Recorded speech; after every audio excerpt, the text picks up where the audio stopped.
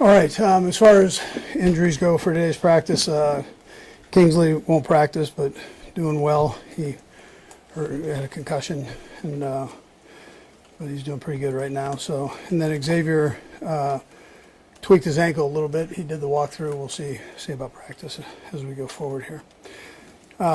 Look forward to challenge of playing Indianapolis. Good football team, well coached, and so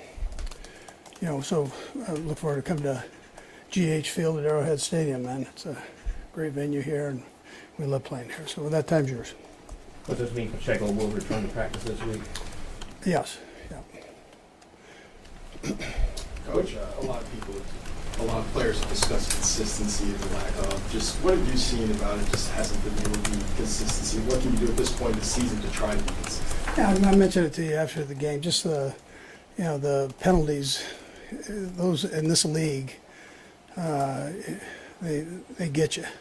Even though you might overcome it, you've utilized certain, plays to do it, and plays are valuable as you go through a game here. So, and you got to take care of it. You got to take care of that part of it. Start there, and then just take care of the turnovers and make sure we're giving the guys good stuff to work with.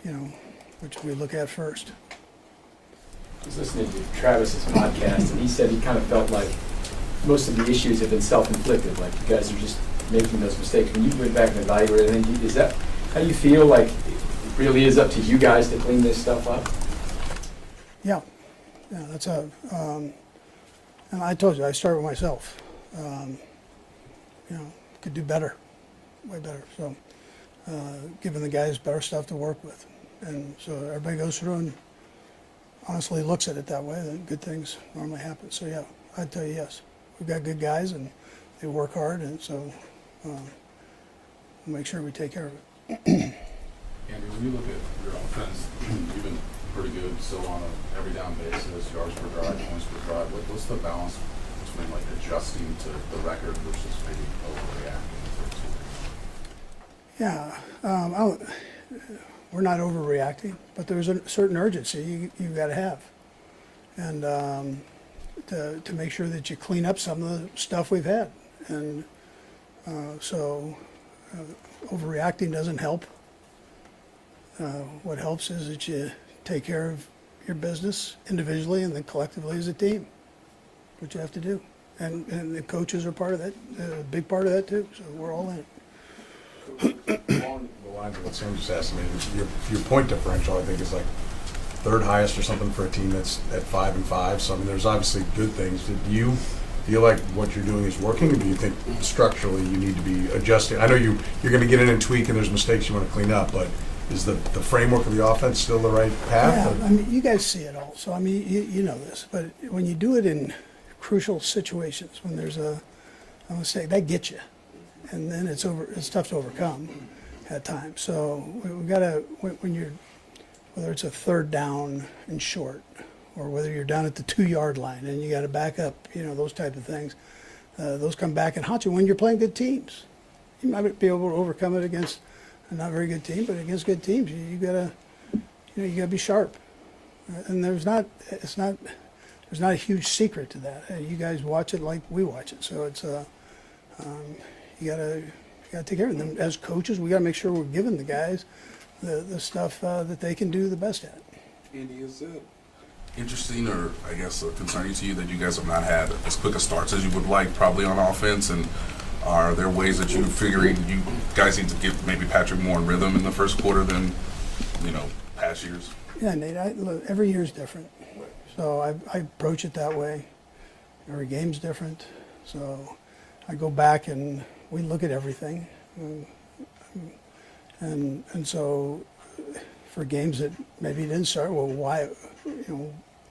why, and let's answer it, and or whatever. We're not running the ball. Let's look at why, and that's the way we address it, and we do it on every play, and make sure we come up with a better solution. You're known for having your teams historically improve as the season goes along, but how much of that is, I guess, tied to maybe changes in the offensive scheme, right? Like, if you start the year in West Coast, you can't necessarily go full air raid. How much of that can be morphed or shifted throughout the course of the season? When, you know, statistics say you guys, for instance, run the ball well under center, but I don't know how much of that was baked into the scheme when the season began. Yeah, we're not in a position where we need to wholesale that. That's not where we're at right now. We've got to just clean up some things. Yeah, it's not. But the nice part about those offenses is you got a lot of directions you can go with it. There's a whole lot of things different things that you can do with it. So it's important that we do the right things, get ourselves in the right place. Cool. Todd? Coach, just a little bit about the Colts. I mean, it's a relatively young head coach in the game, and just wonder maybe what the personality of their team looks like. Since you guys have played them every once in a while, but not with this group. No, listen, he's done a nice job there, and quarterback's playing well for him. Defensively, they've got a great scheme, and they're very accurate with what they do, solid, and and then special teams, they've just done a good job there. So, he's got a good football team all the way around. It's not by chance that he's sitting where he's sitting record-wise. Seren? So is there any, chance that, just maybe as an organization, you guys have played so deep into every season for so many years now that there's just kind of like fatigue, not like someone's, you can't get up and get going, but just like, 5 extra weeks every year, Yeah, sure. 5 extra weeks of being exposed to what you want to do, and people have an extra tape on you. Is that potentially part of the problem? I'm really tired of these press conferences.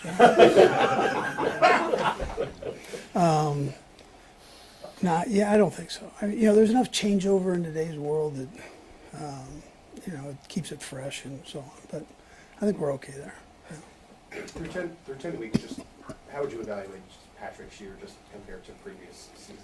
I mean, listen, he's really having a good year. We've got a couple things that we got to clean up just all the way around. But he's played great football. Just got the margin between winning and losing in this league is like this. And so we've got to take care of this and get ourselves where we do a little bit better all the way around. And you were about to talk to Josh. What did you learn about him last week to be able to get himself ready? Yeah, listen, I mean, for being away for a few weeks there, I thought he did a nice job. He got to clean up a couple things, with